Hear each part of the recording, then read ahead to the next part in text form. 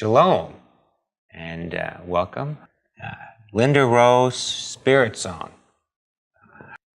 Glad to have you here. It's good to be here. Tell me a little bit about yourself and such. Well, my journey is a long one. It began when the Father, through His Son, Yeshua Jesus, apprehended me when I was just before my senior year in 1978. And I've had a lot of stuff go on in my life that I didn't know too much about what love was, just a lot of violence, what I grew up with. And then He came into my life and showed me what love was.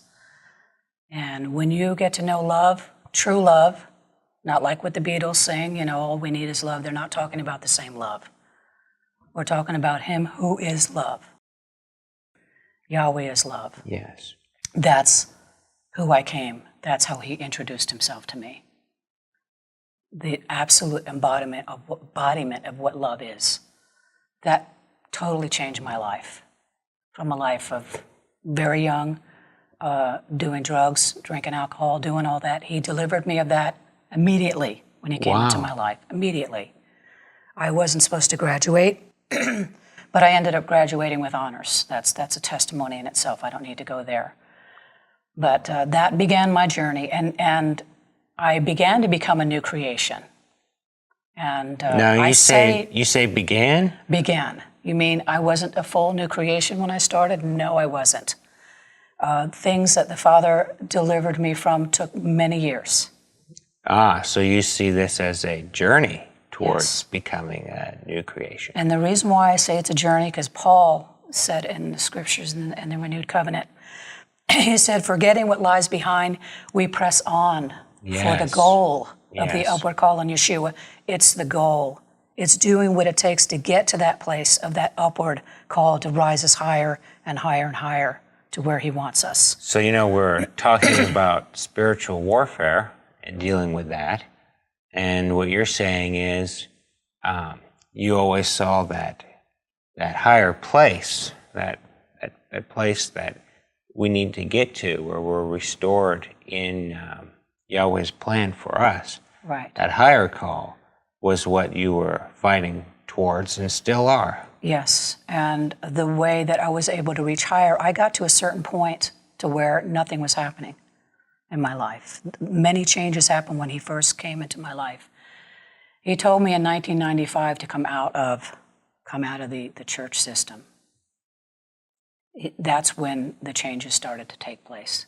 That's when some of the healing from things I've grown up with started to take place. It was another part of my journey and that paradigm shift in my life that He was beginning to do when I came out.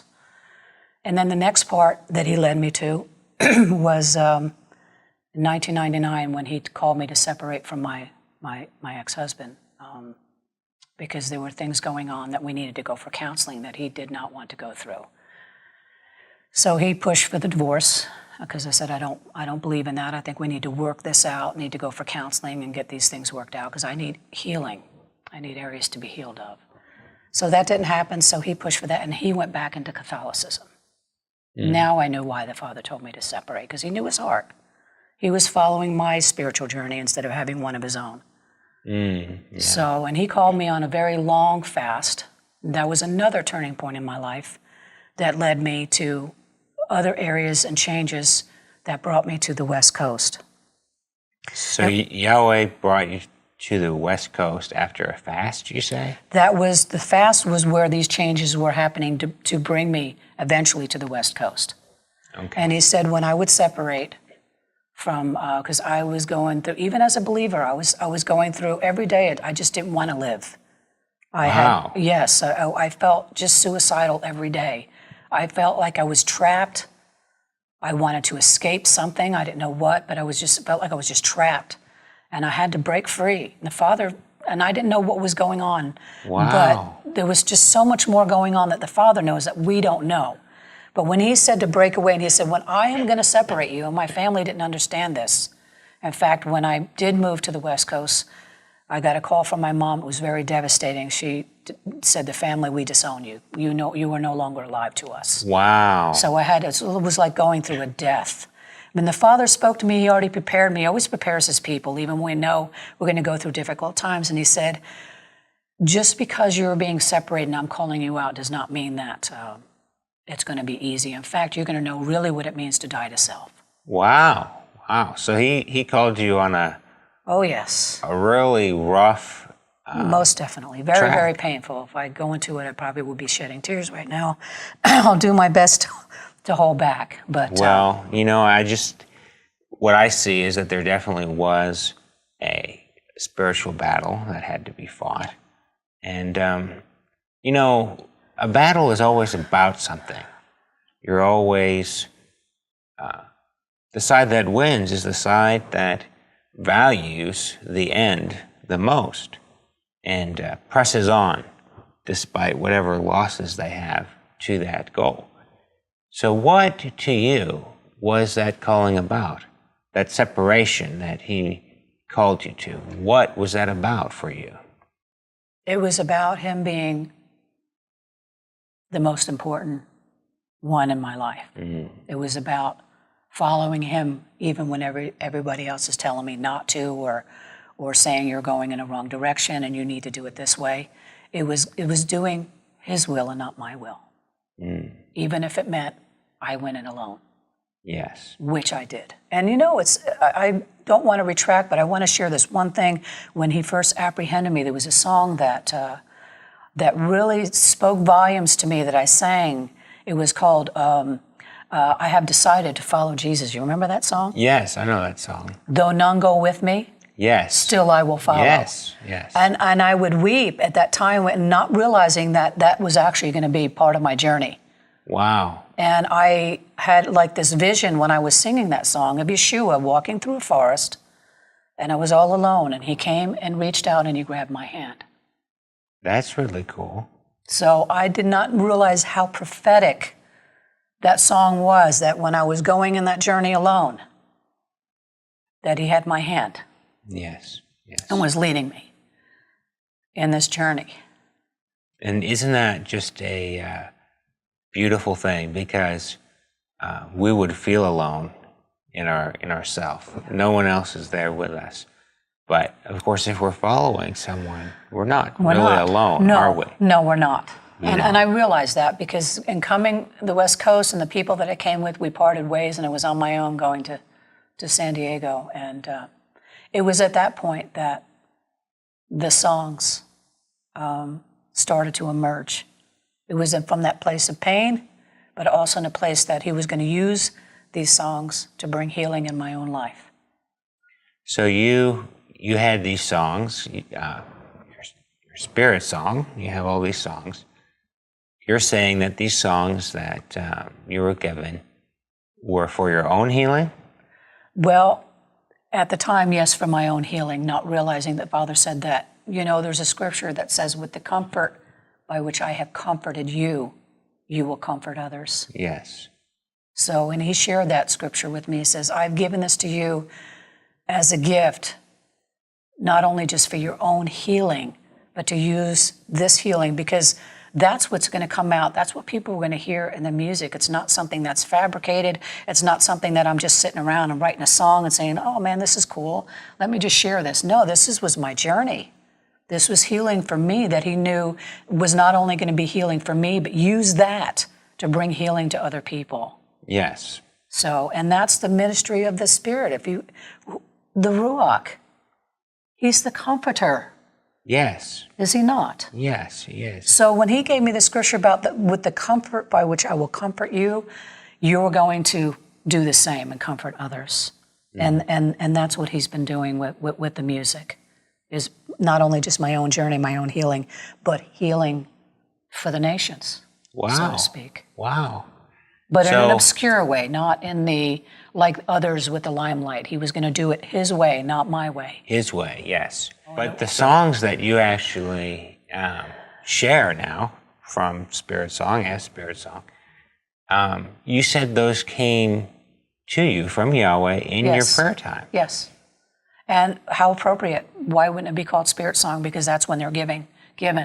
I don't write any of the songs. I never sit on my own and say, oh, let me just play and see if I can sing a song.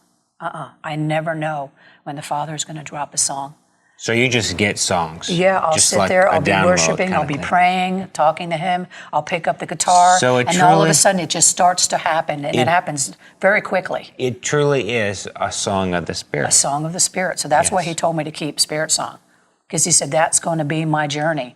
Any of the songs that He gives me, it's going to be His Spirit, and He's going to download the songs. Yes. So during the time that you have had these songs come to you through His Spirit, communicating with your spirit, and then just that flow through, Yes. what kind of battles have you had to deal with about worship and making Him part of that process of bringing those songs out? Well, aside from health issues, we can go at that angle. A few years back, I started to have issues with my throat. Oh, yes. And of course, if you're singing, you need your throat to work right. Yes, and I did. I would have where I'd get the raspy. There are times I would pick up the guitar in my prayer, and what I would sing, I'm like, what is that? Thinking, really? I can't sing this, but I knew I had to press through that. So, I went. So wait, you fought that I did not urge give in up. you to stop singing because it sounded awful? Yes, I thought, I'm done. We're done. Spirit Song's done now. He's moving me, and seriously, I thought He was moving me in another direction because it just was not coming out. It was affecting my vocals. Wow. in such a way I can't even begin to describe. So that was that battle of pressing through that. And I said, Father, if you were, because I've had to die to the whole music thing.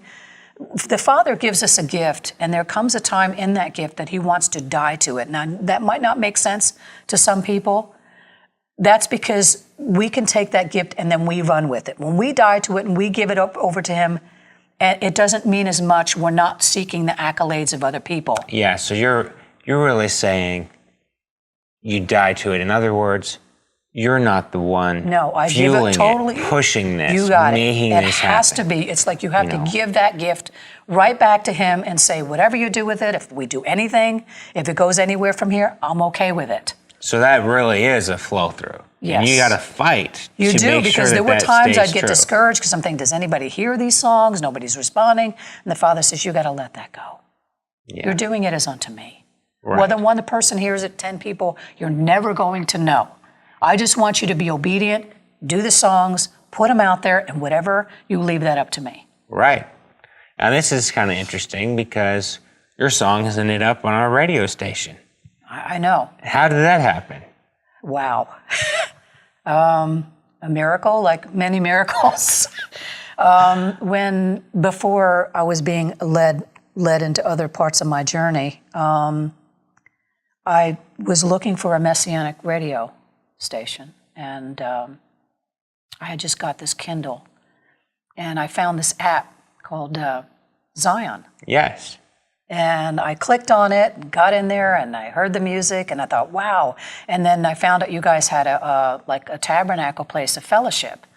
So I went ahead and joined, and I went into the tabernacle, and I said, hey, this is what's going on. I'm new here. I found you guys, so awesome. I'm loving it, And that was the purpose for ministry to yourself. to myself, I had no idea what the Father was doing. That's with all this you- whole- that's all you There was wanted. no motive. There was nothing that I'm like, oh, great. Now I'm going to go ahead But I got to talking with Jenny, and she goes, oh, what's going on? What do you do? And we were just kind of going back and forth. And you were involved in on this too, because you were like, hey, how's it going? Welcome to the tabernacle and such. So between you and Jenny, I had shared something about my journey because you guys want a little testimony. And where the music came in, I shared some of that because that's part of my journey was the music. Right. You cannot separate the two. They go together like peanut butter and jelly. Yes. They just go together. So Jenny said that, do you have any music? So I did. I compiled some songs that together, some that I did in a recording back in New York, and because I wanted them to be better quality songs, Right. because I knew if it was going to go on on the radio that You wanted the best that yeah, it could be. so that's what I did, and I didn't hear anything. Months had gone by. I was So you could have been discouraged and thought, oh, no, well, I nothing just thought, happened. well, not at that point. I had died to it, so I wasn't discouraged. Okay. I had gotten this job to pull weeds. So I brought my phone that had and I was playing the Tsiyon app, the music. You guys Well, were you're just gardening, huh? yeah, I was just doing some gardening, pulling some weeds, and I hear one of the spirit songs. And my jaw kind of went down to the ground. I'm thinking, huh? What? How can this be? It just really blew me. It was kind of strange hearing myself singing on the radio. It really was. It was a very surreal moment in my life. And I thought, wow. So that began that paradigm shift in my life. And now, speaking of an area where you gained the victory, we're talking about this throat issue. And then you were called up and asked to come sing for 8 days during Sukkot, this last Sukkot. You want to talk about a battle? I find this out right before Eliyahu calls me up. But the year before he called me up, the Father spoke to me and said that you're going to be doing music. You're going to do it at one of the feasts. Yes. At Tsiyon. And I thought, okay. He said, start getting your music ready. Well, I started, but so many things took place that I wasn't able to do it the year before. I mean, looking back, I should have really pressed through that one. But, even at the 11th hour, he does give us some time. So when your dad called me, he says, now, do you take me seriously? You need to get the music together. So I only had 3 months now? Wow. So with my daughter's help, we got the music together. And that was a journey of getting the music together, praying, fasting. So much preparation went into that, very much so. You took that serious. And he was giving me things, scripture, and he was just weaving everything together that he wanted. Yes. For that. But it was a time of denying self, as I said, a time of fasting for days. And not just one time, but he had several fasts that he wanted me to do in that 3-month period. Yes. To prepare for this, for Sukkot. Right. So you've had a lot of physical, spiritual, and emotional battles. Oh, yes. And some related about the music, some just about your own life, some about being separated from the things that were holding you back from your calling. You had a lot of battles. What would you have to say to people who are becoming aware that they need to fight this battle, these wars, this fight? What would you have to say to them? I have to say that wherever you are in this battle, one thing I do want to share is when I was in the desert, I knew there was other things that he wanted me to die to. And I'm so thankful for it. At the time, it was painful. Every day that I woke up, I'm like, why did you send me here? And I thought this was it. Of course, we're so animated because whatever the Father wants to do, we're not privy to that. He only shows us so much, Oh, yeah. But we need to be obedient before we know the answer. We need to be obedient. So in doing that, when I did come back and he brought me back to Oregon, he delivered me of something that I was in bondage to for years. So something that was very painful, and what I want you to get out of this is wherever you are in the journey, wherever you are, press through. Yes. Because you may not see the other side of it, and you might think there's no way I'm going to get through this. You're right. There is no way there's no way there's no way Jacob or anyone else can get through it. Because just like Yeshua, Jesus, who was our example, he said, apart from the Father, I can do nothing. But yet you can do all things. Through Yeshua Messiah. Through Yeshua who strengthens you. Yes. So no, you cannot. But what you can do is don't give up, stand, press through, even though it seems like it's like that dark night of the soul, it's that dark time, and you think there's no way I'm going to get through this. Don't give up. Right. The enemy wants you to believe that you can't do it. He says you're done. And don't rely on you. Rely on him up there. So if I can share that, I would share that's what's important. Wherever it is, when you're almost at that release, if you're just beginning that journey, because there's something he has to work out of you, but you're not going to have that worked out of you unless you go through that. Yes. Unless you go through that time of that dying to something. Right, and you do not know the fruit that No, can you have in don't. your So life. I'm saying there is another side. Yeah, a tree does not bear fruit without pruning.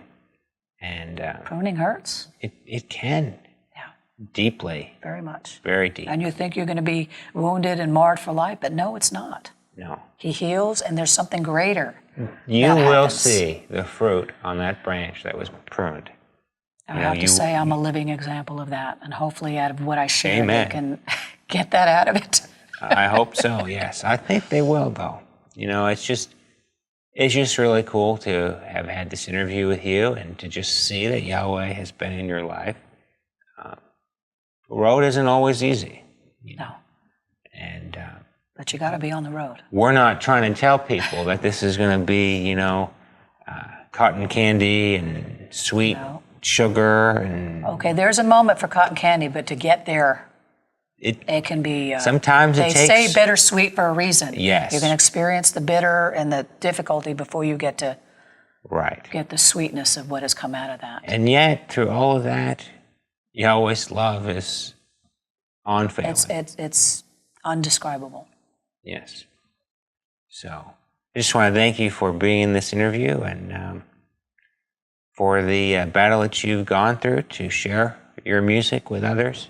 I know it's certainly been a blessing in my life, and Sukkot was wonderful, and Yahweh just really has worked through you. Yeah, thank you. So thank you for pressing I'm very on. honored to be part of this. Thank you. Yes.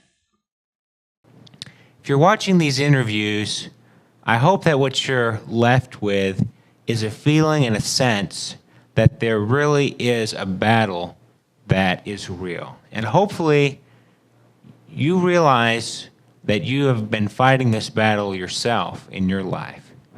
So you might be thinking, okay, so I see that this battle is very real, but what can I do about this in my life?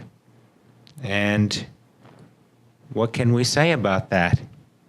Well, from this moment on, you must adopt the wartime mindset of a soldier if you have not done that already. And the truth is, thinking about this, even if you have adopted this mindset, it's a good thing to do. So what is the soldier mindset? First thing you must realize. Notice I put must here because I think it's that important. You must realize that your enemy is ruthless and without mercy. That's a pretty tough thing to say to you guys, isn't it? Ruthless and without mercy. He will destroy or neutralize you if you are passive about the war. Just think about that a second. There is a real enemy. And you might not be able to see him with physical eyes, but he is for sure in your life trying to take away the things that are most important, your eternal future. So we just need to remember this and to really think about that and adopt that mindset that this is the reality. And you know what? If there's a war and someone wants to kill you, you don't really have a choice whether you're in that war or not, because you're at that point where, as the saying goes, it's do or die. And none of us want the latter, okay? We want to succeed. We want to have the victory. But if an enemy comes in and tries to steal what you have, a thief tries to steal what you have, that's what you have to deal with. That's the situation you have to deal with. So this is also part of the mindset. It's just acknowledging where things really are and what you need to do. So once you've acknowledged that, what does that mean? That means you must bring the battle to him. Why let him have the ambush on you? Why let him have the advantage? Let's fight to win, as our theme for this month is saying. Well, fight to win, bring the battle to him. How do we fight that war?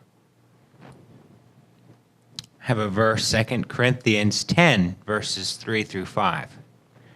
For though we walk in the flesh, we don't wage war according to the flesh. For the weapons of our warfare are not of the flesh, but mighty before Elohim to the throwing down of strongholds, throwing down of imaginations, and every high thing that is exalted against the knowledge of Elohim, and bringing every thought into captivity to the obedience of Messiah. I really like this verse because it's talking about strongholds. It's talking about imaginations. These are terms that one can use about a mindset and where you are in your head. Okay?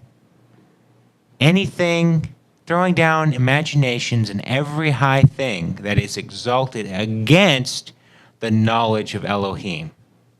This enemy wants to steal the truth that you have right now from you. That's what he wants. And beyond that, he wants to prevent any future truth from entering into your mind through your ears, through your eyes, through the word, however you're going to get it, through his spirit. He wants to neutralize that process so that you can't receive the knowledge of Elohim. So, what can you do about that? Well, don't you need to fight for that truth? Don't you need to value that truth and see that as the key to victory? A battle is always about something. And if the battle right here in this verse is saying is about the word in your mind, in Yeshua, and the knowledge of Elohim, and the promises of Scripture, then isn't that what we need to fight for, to maintain and to keep in our lives, to repeat in our minds, and to speak to one another? And it says, bring every thought into captivity to the obedience of Messiah. Yes, this is a scary thought, but the enemy can place thoughts in your own mind. He really can do that. He can give you an idea that isn't of you, but you will accept as yours. So how do you do that? You got to bring every thought into captivity to the obedience of Messiah. And you know what? I don't care who you are, me standing here, anybody else, no matter how much you try to do this, there's always more to learn on this. Because our enemy, don't underestimate him, okay? He is adaptive. Just like you are a learning creature, he is a learning creature. And he is smart. So you got to acknowledge that too. This isn't like the cartoons where the little guy with horns and the pitchfork coming to get you, okay? This guy, he's an intelligent being, and he can scheme up some pretty involved schemes. So just keep that in mind, okay? So we're talking about the Word. We're talking about what's going on in your head, okay? That's a battle that you have to be involved with. That in my life I have to be involved with. I can't rely on anybody else to do that fighting for me, okay? Because guess what? There's a moment when they're not going to be there when I need them to be there. The only one that I can consistently rely on is Yeshua up there. His Spirit living in me. So that is what we want to keep in mind. But you know what? There are things that we have that can be incredibly helpful for you out there.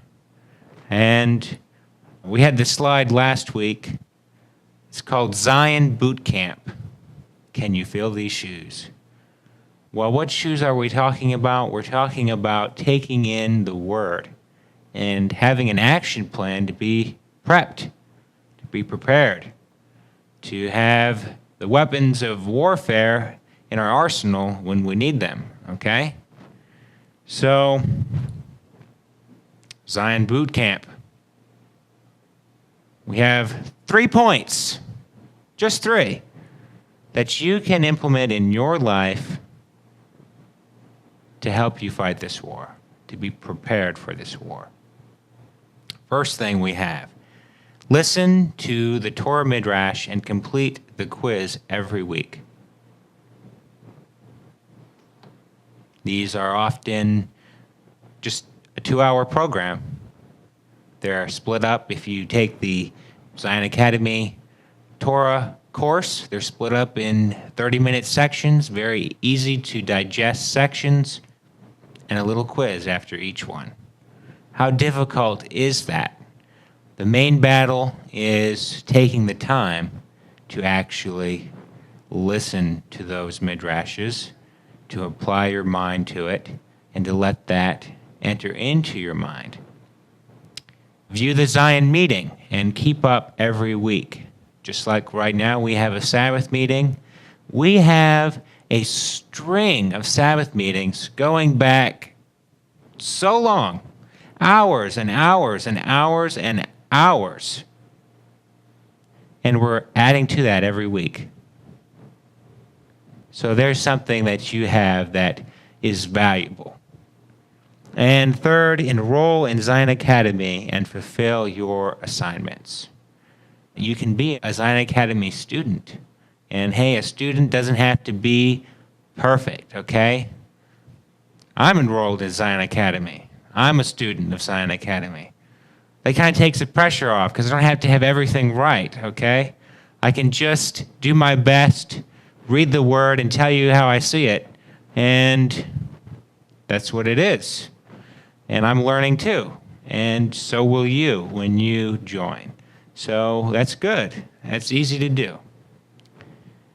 Well, in prepping for this presentation, what I felt I needed to do was to actually show you how easy it is to enroll in Tsiyon Academy. So you know what? I'm going to actually do that. This is Tsiyon.net. And if you're on the radio station, you can sign up and see this stream or watch the archive, whatever. But hopefully you can follow this too.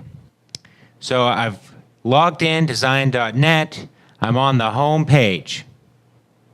And all I'm going to do is I'm going to scroll down. There's a lot of other things on this home page that you can explore. But I'm going to go down right here. Weekly action points. And by the way, if you're on mobile, let me just show you this. This is what you're going to see when you get on your mobile phone. You scroll down the tiniest bit on this page, okay? And here are the weekly action points. So everything else, all this other stuff, you don't have to worry about that on your phone. This is so easy to get to where I'm pointing to, okay? So, once you're there, you have these action points that change weekly. Right now we have Tsiyon Academy, Genesis, Bereshit, make up any missed lessons. This is because of the special programming that we're doing this week. But we have other things that we're doing. But if you take this link, it brings you to this page, which is still loading. And you get to this page. So far, you've taken 2 links after logging in.